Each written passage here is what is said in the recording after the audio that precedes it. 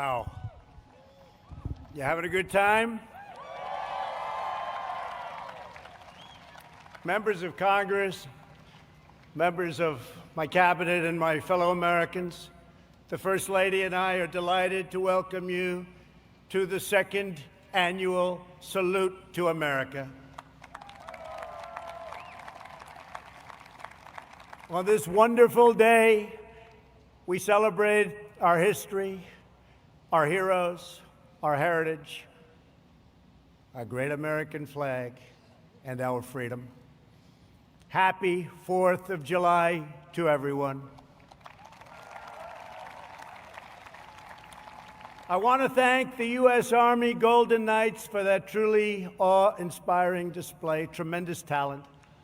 The Golden Knights and every member of the armed forces here this evening, we just want to say that you have earned the eternal gratitude of our entire nation. 244 years ago in Philadelphia, the 56 signers of our Declaration of Independence pledged their lives, their fortunes, and their sacred honor to boldly proclaim this eternal truth that we are all made equal by God.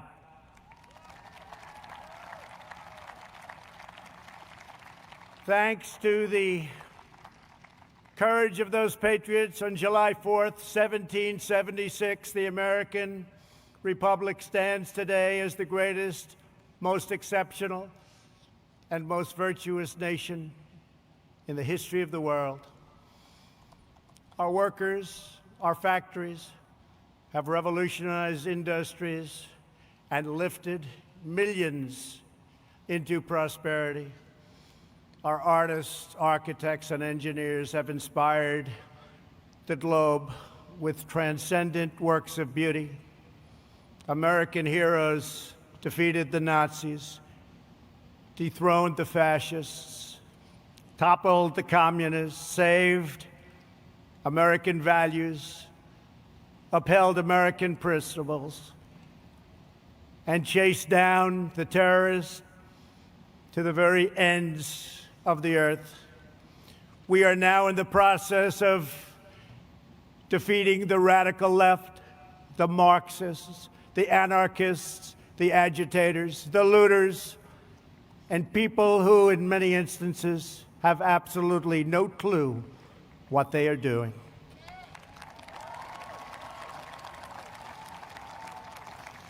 Our inventors, scientists, doctors, and researchers have improved the lives of billions and billions of people all around the world. Our brave astronauts planted the American flag on the moon, and America will be the first nation to land on Mars. All Americans living today are the heirs of this magnificent legacy. We are the descendants of the most daring and courageous people ever to walk on the face of the earth. We inherit their towering confidence, unwavering enthusiasm, their unbridled ambition, and their unrelenting optimism. This is the untamed spirit that built this glorious nation, and this is the spirit that burns brightly within the soul of every American patriot. That is why we pay tribute to generations of American heroes whose names have etched on our monuments and memorials and in the pages of history and in the hearts of a very grateful people. We will never allow an angry mob to tear down our statues, erase our history, indoctrinate our children, or trample on our freedoms.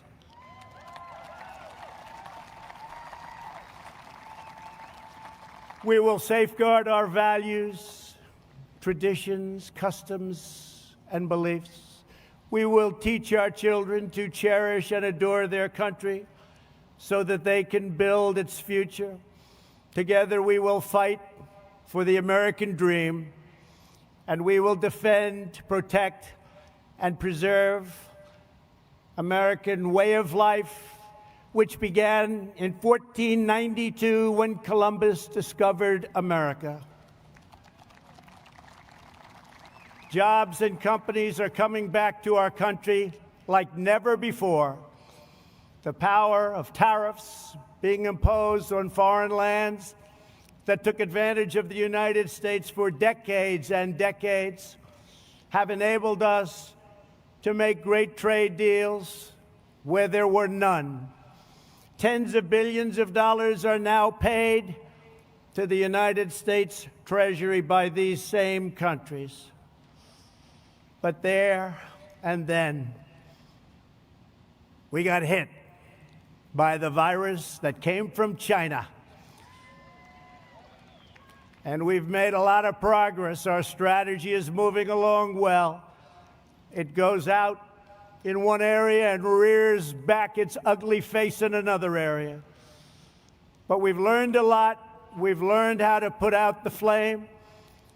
We've made ventilators where there were none by the tens of thousands, to the point that we have far more than we need, and we are now distributing them to many foreign countries as a gesture of goodwill.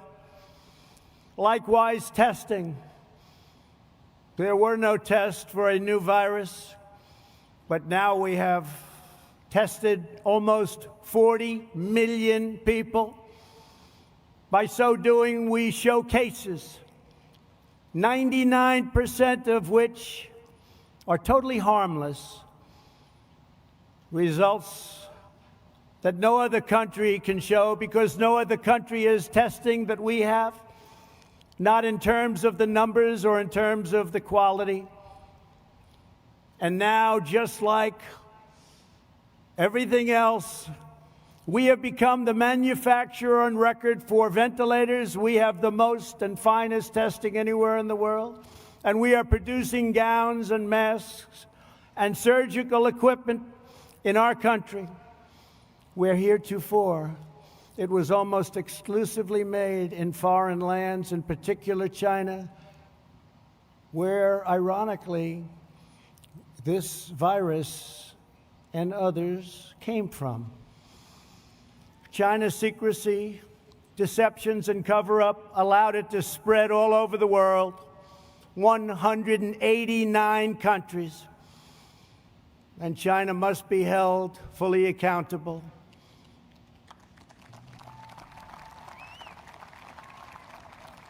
With respect to remedies, we are now doing unbelievably well and are in deep testing on vaccines, treatments, and therapeutics.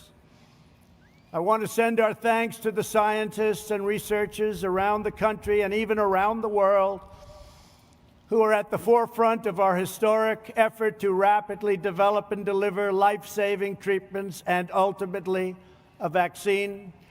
We are unleashing our nation's scientific brilliance, and will likely have a therapeutic and/or vaccine solution long before the end of the year.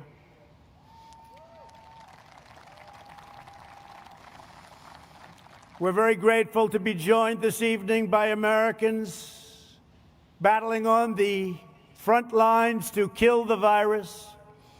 I just want to say that America thanks you. Please stand, please.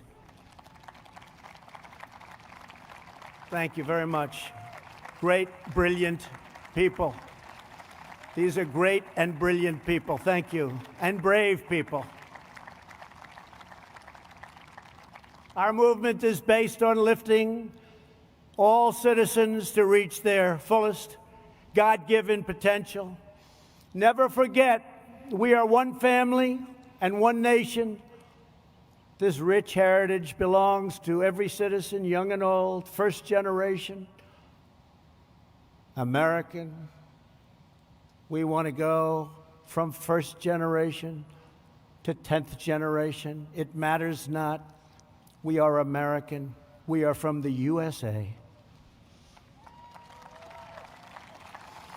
This great heritage belongs to citizens of every background and of every walk of life.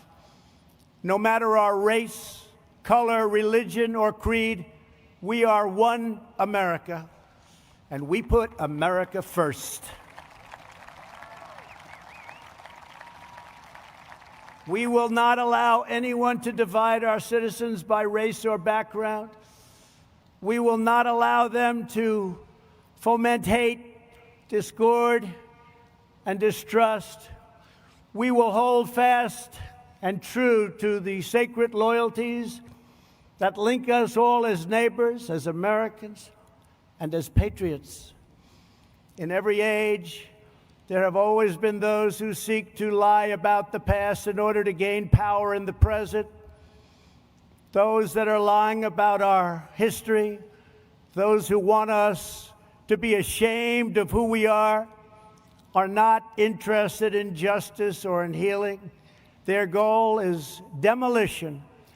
Our goal is not to destroy the greatest structure on earth, what we have built, the United States of America, to build a future where every family is safe, where every child is surrounded by love, where every community has equal opportunity, and every citizen enjoys great and everlasting dignity. Our past is not a burden to be cast away. It is not a miraculous foundation that will lift us to the next great summit of human endeavor. This incredible story of American progress is the story of each generation, picking up where the last finished, linked by time, by fate, and the eternal bonds of our national affection. Those who would sever those bonds would cut us off from the wisdom, the courage, the love, and the devotion that gave us everything we are today and everything we strive for tomorrow. We cannot let that happen. We will not throw away our heroes. We will honor them, and we will prove worthy of their sacrifice. These are great heroes. Let me also say a word to those in the media who falsely and consistently label their opponents as racists, who condemn patriotic citizens, who offer a clear and truthful defense of American unity. That's what our people are doing.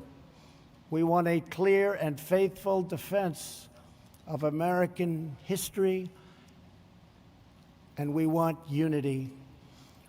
When you level these false charges, you not only slander me, you not only slander the American people, but you slander generations of heroes who gave their lives for America.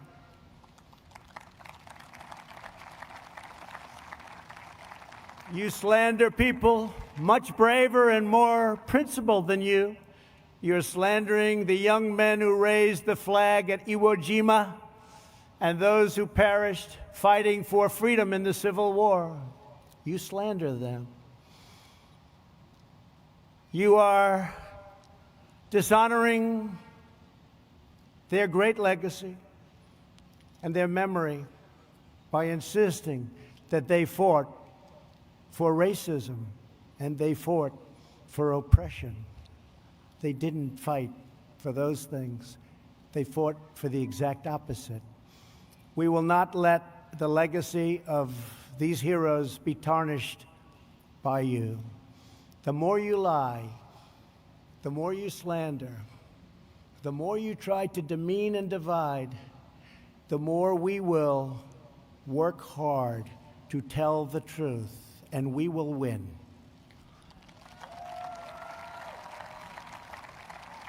The more you lie and demean and collude, the more credibility you lose.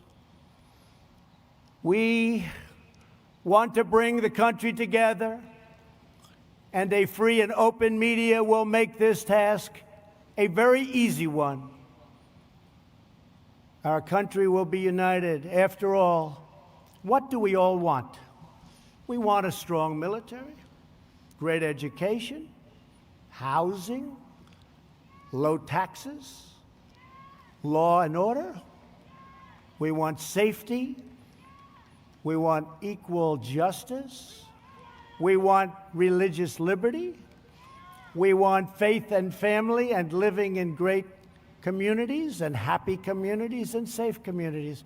And we want great jobs, and we want to be respected by the rest of the world, not taken advantage of by the rest of the world, which has gone on for decade after decade. We should all want the same thing. How can it be any different than those things? The more bitter you become, the more we will appeal to love and patriotism, and the more we will rise above your hate to build a better future for every child in our great country. To celebrate America's majestic inheritance, yesterday I signed an executive order to create a brand new monument to our most beloved icons, the National Garden of American Heroes. Will be a vast outdoor park that will feature the statues of the greatest Americans who have ever lived. We will honor extraordinary citizens from every community and from every place and from every part of our nation. Great men and great women, people that we can look up to forever. Families will be able to walk among the statues of titans, and we have already selected the first 30 legacies and 30 legends. And why don't we start with a man who's been very unfairly treated, who 2 years ago, 3 years ago, especially 5 or 6 years ago, people would have said it's impossible to even attempt to try and disturb his incredible legacy and success. George Washington, Thomas Jefferson, Betsy Ross, Alexander Hamilton, Benjamin Franklin, John Adams, James Madison, Dolly Madison, the great Frederick Douglass, Abraham Lincoln, Harriet Tubman, Harriet Beecher Stowe,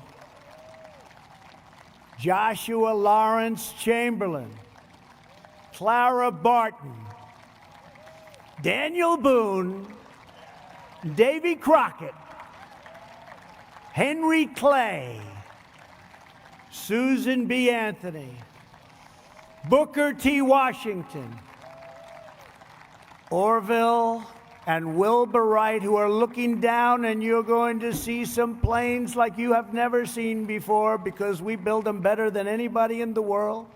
Greatest Air Force, the greatest fighters, the greatest everything. You're going to be seeing something. I just wonder what Orville and Wilbur would have been thinking if they ever got to see that. But they're looking, they're checking it out right now along with us. Amelia Earhart, a great, great athlete. No matter where he went, he was the best athlete. Jackie Robinson. George S. Patton, General Patton. He didn't know how to lose. He didn't know how to lose. General Douglas MacArthur. Audie Murphy. the great Billy Graham, an incredible man respected by everybody, Martin Luther King. President Ronald Reagan, Krista McAuliffe, and Antonin Scalia. So those are just a few of the people we'll be naming, and things are subject to change. But once we make that decision, those great names are going to be up there, and they're never coming down. They have just been an incredible group, and we are going to do this in a very democratic way, frankly. We're going to take names and suggestions. We're going to have committees, and we're going to pick the greatest people that this country has ever known, the most respected people, the people that helped us the most, and the people that we can look up to and that our children and grandchildren and great-grandchildren can look up to into the future. And they can say, isn't America just a tremendous place? So thank you. That'll be very exciting. The patriots who built our country were not villains. They were heroes whose courageous deeds improved the earth beyond measure. The beauty and the glory of our constitutional system is that it gives us the tools to fight injustice, to heal division, and to continue the work of our founding fathers by expanding and growing the blessings of America. If you believe in justice, if you believe in freedom, if you believe in peace, then you must cherish the principles of our founding and the text of our Constitution. It's our founding and our Constitution. It is a firm foundation upon which all progress is achieved. That's why our country is so strong, even despite terrible things that happen over the generations. Here this evening are a number of heroes who risked their own lives to uphold these values and to keep our communities and our country safe. We are joined by the outstanding law enforcement officers who have been able to fight on the front lines protecting our cities, many of them facing down violent assaults from very bad people. We are especially moved to be joined by the family of a great man, fallen officer David Dorn, a 38-year veteran of the St. Louis Police Department who was killed last month in the city he devoted his life to defending.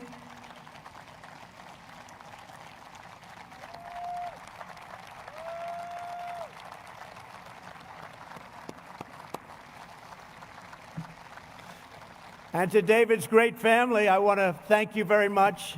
The American people will always support the courageous men and women of law enforcement, and nobody embodies that better than David. Thank you very much. Please.